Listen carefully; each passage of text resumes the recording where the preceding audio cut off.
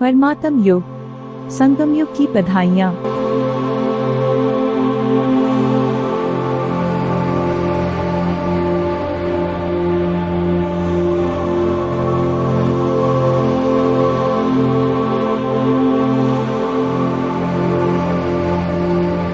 हमको ऐसा बनाने वाले परमपिता परमात्मा शिव पिता का दिल की गहराइयों से शुक्रिया। वाह हमारे बाबा वाह।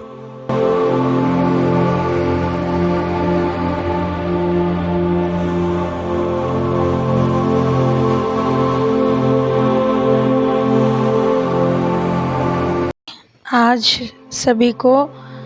आप सभी को गणेश चतुर्थी की हार्दिक शुभकामनाएं। जैसे गणेश जी शुभता के प्रतीक माने जाते हैं, बुद्धि रिद्धि सिद्धि के दाता माने जाते हैं, उन्हीं की याद के उपलक्ष्य में ये दिन मनाया जाता है, यानी सौभाग्य के देवता के रूप में उन्हें पूजा जाता है। और आज ही के दिन माना जाता है कि उनका जन्म दिवस भी है। तो इसका महत्व बाबा ने क्या बताया है कि क्यों वो इतने पूजनीय बने, कि उनमें ऐसे क्या गुण थे जो हम सभी को अपनाने चाहिए।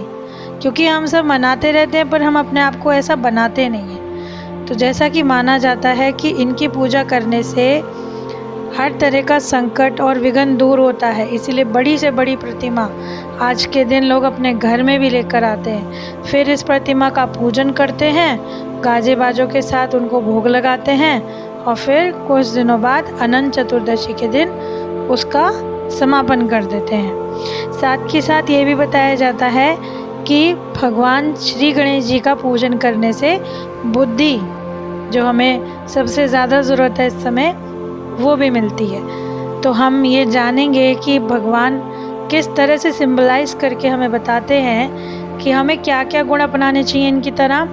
एक तो हमें इनके जैसा बड़ा दिल वाला, बड़ा उनका पेड़ दिखाया जाता है कि उन्होंने हर एक बात को अपने अंदर समाहित कर रखा है। आज अगर देखा जाए तो किसी को आप एक बात कह दो, अगर वो आपको 10 बात ना पलट के सुना दे तब तक उसको शांति नहीं मिलती। लेकिन गणेश जी का पेट इस बात का सूचक है कि उन्होंने अपने अंदर बड़े से बड़ी बात को दबा लिया, यानी उसके बाद उन्होंने उस चीज़ को आगे नहीं बढ़ाया। बड़े कान, 2 बड़े बड़े कान, यानी कि हमेशा कान सुनने के लिए बड़े रखो। जितना ज़्यादा ज्ञान अपने अंदर ले सकते हैं हम, उतना ज़्यादा हमें लेना भी चाहिए। तो बाबा ने ये चीज़ हमें सिखाई भी है कि बच्चों हर बात को बिंदी लगा दो, परंतु हम नहीं लगा पाते। उसने मुझे ऐसे कहा तो मैं तो ऐसे, तो इस तरह से हमें वो अपनाना पड़ेगा। उसके बाद दिखाया जाता है कि उन्हें मीठे में मोदक का भोग लगाया जाता है, यानी कि हमें भी ऐसा बनना है जो अंदर से तो सॉफ्ट हो, मीठा हो, बाहर से एकदम पूर्ण पवित्र सफ़ेद, एकदम मोदक सफ़ेद दिखाए जाते हैं। तो पवित्र बाहर भी लगे और अंदर से उतने ही पवित्र और मीठे बन के रहें। यानी कि हमारे अंदर ऐसा ना हो कि अंदर तो कुछ है परंतु हम बाहर कुछ और ही दिखा रहे हैं। और ये कहते हैं ना, बुद्धि का विकास होता है अगर हम अच्छी बातें पढ़ते हैं, सुनते हैं। तो इसीलिए हमेशा दिखाया जाता है कि शास्त्र आदि की बात की जाती है कि जितना ज़्यादा हम ज्ञान का मनन चिंतन करते आए उतना ज़्यादा हमें कुछ ना कुछ नया सीखने को मिलता ही है। इसके अतिरिक्त हमेशा ये दिखाया गया है कि गणेश जी विघ्न बाधाओं को दूर करके अलौकिक सुख देते हैं, यानी हमारे जीवन में समृद्धि सिद्धि रिद्धि सब देते हैं। तो यानी यदि हम पॉजिटिव बनेंगे तो हमें भी सब कुछ पॉजिटिव ही मिलेगा। यही दिखाया जाता है ना कि उन्होंने अपनी माता के लिए भी कितना बड़ा स्टैंड लिया। इतनी छोटी सी उम्र में भी उन्होंने सही का साथ दिया, क्योंकि उनकी माँ ने उन्हें ये आदेश दिया था कि बच्चे तुम बाहर खड़े रहना, तो वो अपने कर्तव्य से नहीं हटे। इसीलिए आज उनका इतने, और एक दंता है जिसमें एक आती है लाइन, जब ये दिखाया जाता है कि वो लिखने बैठे थे व्यासपीठ पे, तो जब इंक ख़त्म हो गई तो उन्होंने अपना दांत भी तोड़ दिया। तो बाबा ने हमें यही सिखाया है कि अगर परमार्थ के लिए कुछ सहना भी पड़ता है, अगर हमें पता चले कि हमारे ऐसा करने से कुछ अच्छा हो सकता है। ऐसे तो हर एक इंसान ये सोचता है कि मेरे अकेले करने से क्या होगा, परंतु जैसे एक एक तिनके से पूरा घास का ढेर बन जाता है। और आज के दिन गणेश जी को दूर्वा भी चढ़ाई जाती है। तो इसका मतलब ये है कि हमारे एक एक शुभ जो हम कदम बढ़ाएंगे वो कहीं ना कहीं हमें ले जाकर हमारे बाबा के पास, और एक कहा भी तो जाता है जितनी आत्मा शुद्ध होगी, पवित्र होगी, हल्की होगी, उतना ही ऊंचा उठेगी।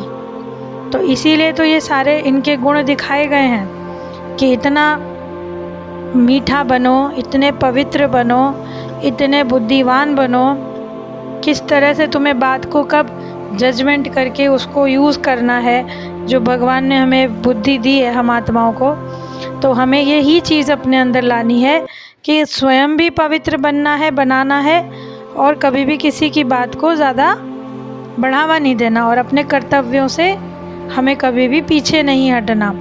इसीलिए आज वो इतने पूजनीय हैं और हमेशा रहते हैं, आज ही नहीं, ये तो आज उनका जन्म दिवस के रूप में बनाया जाता है, लेकिन गणेश जी की पूजा सबसे पहले होती है।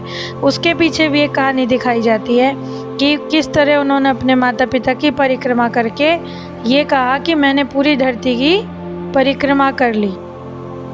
तो इन्हीं गुणों की वजह से, इसीलिए उनका नाम गणेश यानी गुणवान है वो इतने ज़्यादा, इसीलिए आज वो इतने पूजनीय और हमारे लिए इतने आदरणीय बनते हैं। तो आज उम्मीद करते हैं कि आप सबको हमारी ये छोटी सी वार्तालाप पसंद आई होगी गणेश चतुर्थी के उपलक्ष्य में। उम्मीद करते हैं आप सबकी गणेश चतुर्थी शुभ रहे और हम आत्माएं भी परमात्मा के शिक्षाओं द्वारा आगे ऐसे बनकर ऊंचे उड़ सकें।